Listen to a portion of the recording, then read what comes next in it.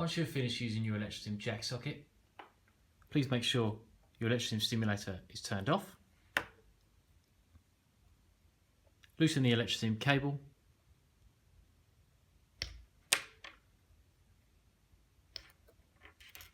and remove the 2mm pin connections.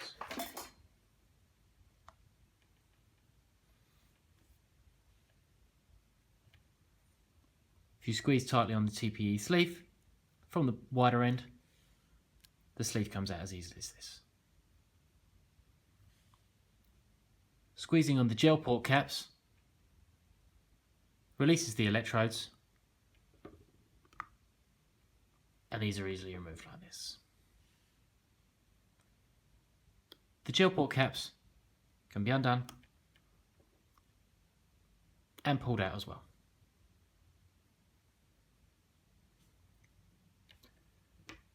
Please use a toy cleaner and warm soapy water to clean all parts of the toy and leave to air dry.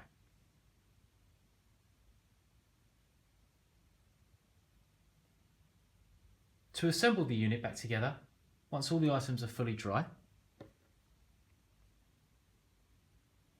please connect your gel port caps back in. Your electrodes will slide in from the top end.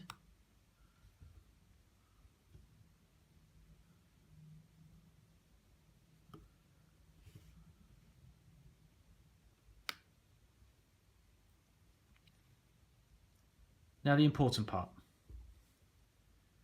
These 4 holes on both sides is where the conductive gel is squeezed in when you apply the conductive gel before use of the toy.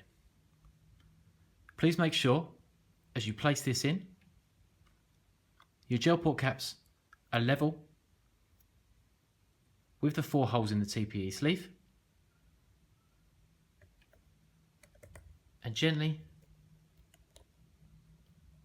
push the TPE sleeve around. As you open the gel port caps, you can see these are lined up.